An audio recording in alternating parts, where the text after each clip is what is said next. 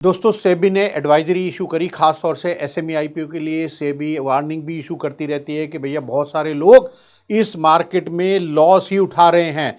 फिर भी हम देखते हैं कि एसएमई आईपीओ के लिए 300 गुना 400 गुना सब्सक्रिप्शन आ रहा है।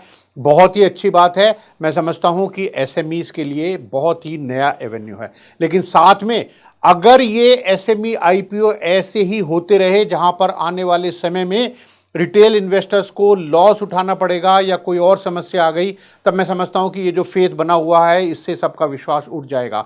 दोस्तों इसी क्रम में हमने एक एनालिसिस किया था पैरामाउंट डाईटेक का और मैंने कुछ इंफॉर्मेशन आपको दी थी, आप प्लीज देख सकते हैं आई बटन दबाकर। दोस्तों हमने देखा कि इस आईपीओ में कुछ और भी प्रॉब्लम है, उनके आरएचपी में जो डिटेल दी है, इसलिए हमने वो सब चीजें आपको बताने से पहले सोचा कि कंपनी से उनके बारे में क्लैरिफिकेशन ले लें। हमने कंपनी को मेल लिखा, हमने जानना चाहा कि अगर आपका कोई व्यू हो इस बारे में, आपका कोई क्लैरिफिकेशन हो, हमसे कोई गलती हो गई हो कि भैया हमने आरएचपी में डिटेल ना देखी हो ठीक तरह से, तो प्लीज़ हमें बता दीजिएगा। हमने उनसे फ़ोन पर भी पूछा कि अगर आप चाहें तो बता दें, लेकिन उन्होंने कहा कि हम बहुत जल्द आपको इसका जवाब देने वाले हैं। लेकिन जब मैं ये वीडियो पोस्ट कर रहा हूं दोस्तों, तब तक हमारे पास कोई भी जवाब कंपनी की तरफ से नहीं आया। इसलिए जो रिटेल इन्वेस्टर्स हैं उनको मैं यहां पर बताना चाहता हूं कुछ ऐसी नॉन कंप्लायंस या कुछ ऐसे इश्यूज जो हमने देखा कंपनी के आरएचपी में।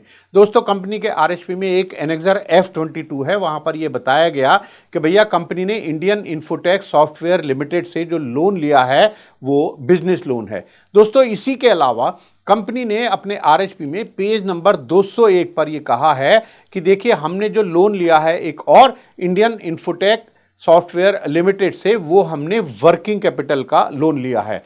दोस्तों साथ में कंपनी ने अपने आरएचपी के पेज नंबर 83 पर यह कहा है कि ये जो लोन हमने लिया है एक इंडियन इन्फोटेक सॉफ्टवेयर लिमिटेड का, वो है फॉर कैपिटल एक्सपेंशन।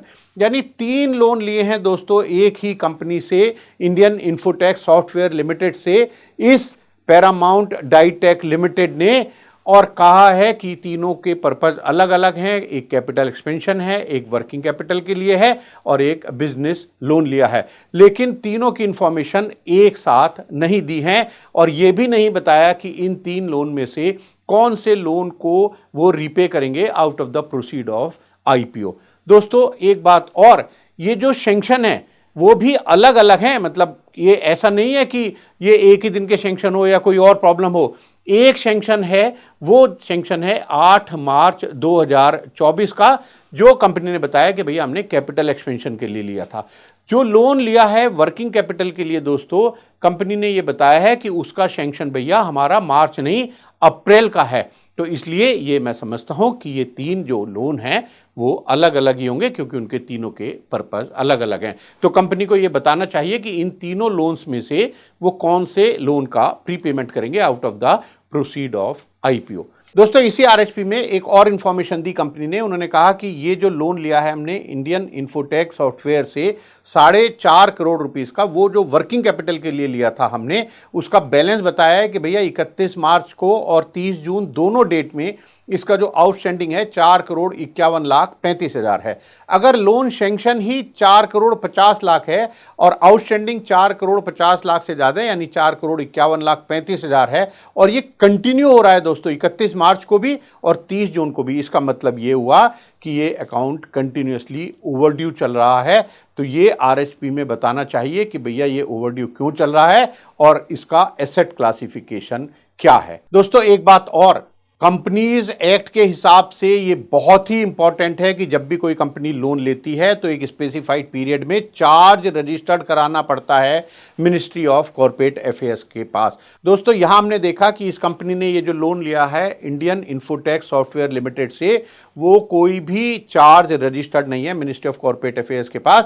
यानी अगर मैं ये आरएचपी ना देखूं, जाकर देखूं मिनिस्ट्री ऑफ कॉर्पोरेट अफेयर्स की साइट, तो मुझे लगेगा कि भैया कंपनी ने ये लोन कोई लिया ही नहीं है। दोस्तों एक बात और, एक कंपनी को एक्सिस बैंक ने लोन सैंक्शन किया 15 मार्च 2024 को। डायरेक्टर्स ने एक बोर्ड रेजोल्यूशन पास करके दोस्तों इस सैंक्शन को एक्सेप्ट भी किया है 18 मार्च 2024 को। ये मिनिस्ट्री ऑफ कॉर्पोरेट अफेयर्स में ये चार्ज बाकायदा रजिस्टर्ड है और ये जो अमाउंट है दोस्तों छोटा मोटा नहीं है। 21 करोड़ रुपए का लोन है भैया जो एक्सिस बैंक ने दिया है, लेकिन ये लोन की कोई भी डिटेल आरएचपी में नहीं है। यानी जो आरएचपी में है वो एमसीए की साइट पर नहीं है, जो एमसीए की साइट पे है वो आरएचपी में नहीं है। दोस्तों एक बात और, आरएचपी में कंपनी ने कहा है कि भैया 6 लोन जो हैं वो हम यहां डिस्क्लोज कर रहे हैं। ये बात अलग है कि वो जो सैंक्शन है much before the incorporation of the company है। ये कैसे हुआ, ये तो एक जो जादू है वो तो कंपनी और बैंक जाने। लेकिन मैं ये कहना चाहता हूं दोस्तों, इन 6 के 6 लोन्स में से कोई भी loan ministry of corporate affairs की वेबसाइट पर रजिस्टर्ड नहीं कराया है कंपनी ने। यानी मतलब ये हुआ दोस्तों कि जो लोन आरएचपी में डिक्लेयर किए वो मिनिस्ट्री ऑफ कॉर्पोरेट अफेयर्स में नहीं है भैया, और जो मिनिस्ट्री ऑफ कॉर्पोरेट अफेयर्स में रजिस्टर्ड कराए वो आरएचपी में नहीं दिए।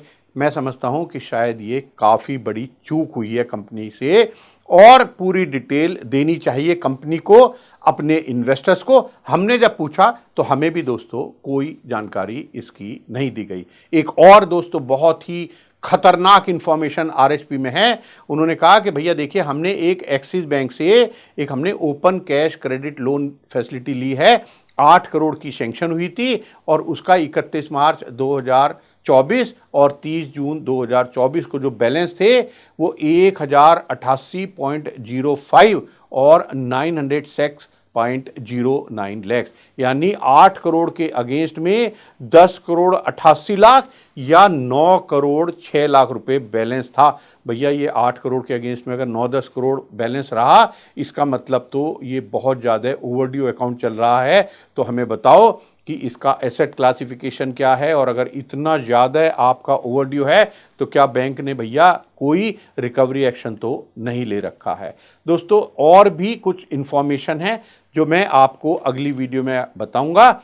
तो प्लीज़ दोस्तों आप इस चैनल को सब्सक्राइब करके रखिए, क्योंकि आने वाले समय में जो भी आईपीओ आएंगे उनकी अच्छाई बुराई जो भी होगी हम आप तक जरूर पहुंचाते रहेंगे। लेकिन दोस्तों मैं फिर क्लियर कर दूं कि मैं कोई भैया सेबी द्वारा ऑथराइज्ड नहीं हूं आपको ये बताने के लिए कि भैया इसमें इन्वेस्ट करो या ना करो। हम केवल अपनी एनालिसिस, हम केवल जो उनके आरएचपी है या जो और पब्लिक डॉक्यूमेंट हैं उनकी जानकारी आप तक देते हैं, ताकि आप हम सब बचे रहें। और ये जो फेथ है, जो ये ट्रस्ट है, जो एसएमईज गेन कर रहे हैं कि भैया हम अपना आईपीओ के द्वारा फंड जुटा सकते हैं, ये बना रहे, न केवल बना रहे बल्कि मजबूत भी होता रहे। इसीलिए हम सारी जानकारी आप तक पहुंचाने की कोशिश कर रहे हैं।